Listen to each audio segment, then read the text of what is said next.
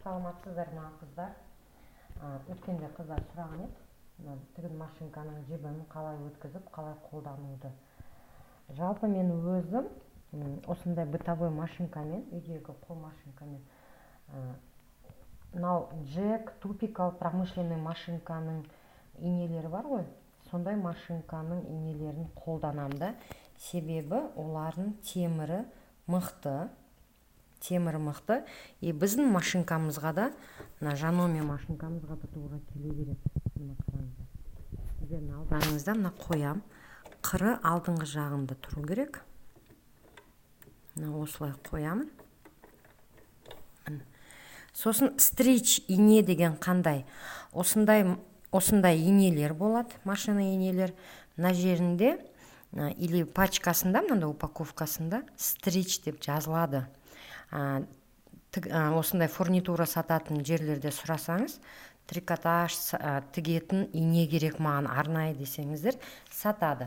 Бұл инелерге қарағанда кішкене қымбаттау жүреді, бірақ стричті жақсы тігеді. Тігісіңіз мындай созылатын жақсы болып шығады. Енді мына қараңыздар. Біріншіден мынандай шөрнекте қалай жіпті орап аламыз.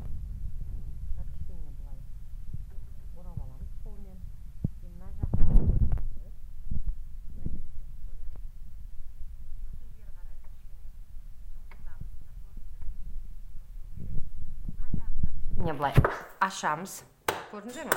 Ашамызда сол кезде мына ине жүрмейтін болады. Мына көрдіңіздер? Енді жіпті қанша керек орап аламыз. Мына қолыңызбен кішкене көмектесесіз.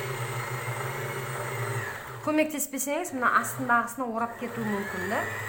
Сол үшін қолмен ұстап тұрамыз. Мұны орап алдық. Енді бұлай жылжытамыз, мынаны қайтадан орнына қоямыз. Қырқып аламыз. Енді мына жерді ашамыз, мына жақты да ашамыз. Міне. Мынаусын алып тастаймын да, жаңасын қоямыз. Қараңыздар. Мына жерде өткізіп, дауысы шығу керек.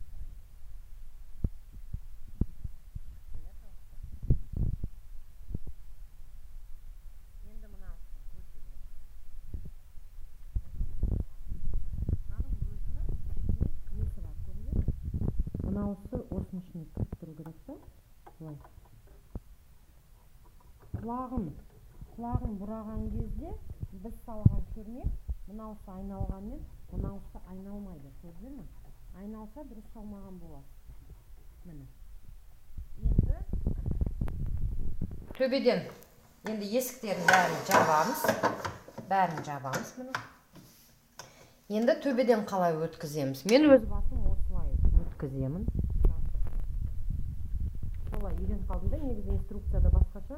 Мен осылай өткіземін. Былай қоям. Көрдіңіз, мына жерден өткізіп алдым. Мына төбеден өтіп бардым. Көрдіңіз, темірі шығады. Шыққан кезде ғана өткізіп аламын. Мына жерде мына бесіктен алтының аралығында тұру керек. Тегіс тігіске. Егерде одан қалың тігіп жатқан болсаңыздар, 3-4-ке қоясыздар. Міне 5-6-да тұрады. Мына жерде А-да тұрады. Мына жер 3-те тұрады. Немесе 2,5-да болады. Қатты қадамын үлкейтпейсіздер. Енді осылай инеден өткізіп аламыз.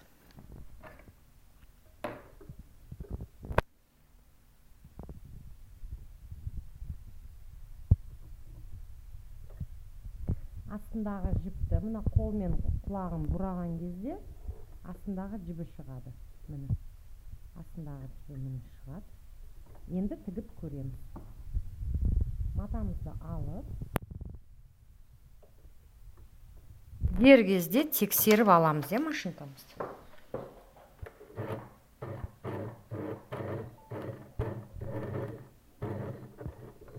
Мына жерді басқан кезде мына жерді басамыз, қараңыздар, сол кезде артқа жүреді. сосын қайтадан алдыға жүресіздер. Сол кезде тігістеріңіз сетінеп кетпейді.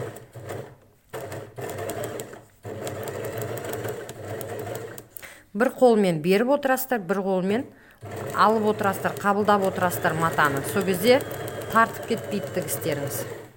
Міне, осылай тексеріп аласыздар тігісіңізді. Одан кейін қалай дұрыс тігіс тігу керек екенін мен көрсетіп жіберейін. Мына сіздер мысалы мата қосқан жеріңіз, мына жердегі мына сызықтарды көрдіңіздер ме? Жолдарды. Бұл осылай тігістің текс тігуіне берілген да негізі. Міне қараңыздар. Мысалы ретінде мына жолмен тігеміз. Мына жолмен. Осылай қойып аласыздар да, бар көңіліңізді осы жолға бересіздер. Немесе мынандай маркер болады.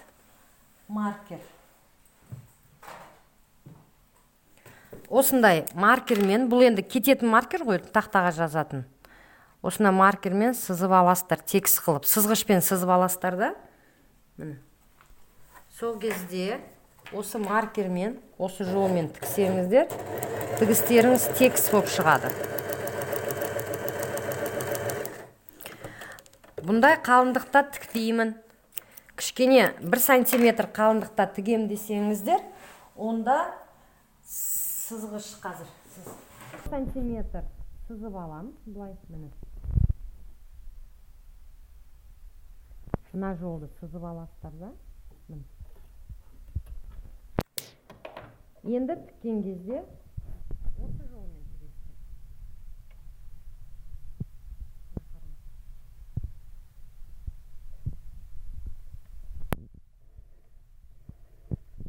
Көрді ме? Көңіліңіздің бәрін осы жолға берсеңіздер, тігістеріңіз тек шығады.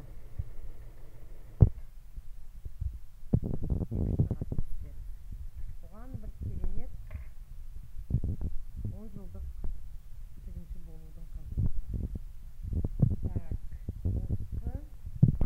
Мен өз басым мынандай түйрегіштер қолданам. Неше түрлі түйрегіштер болады.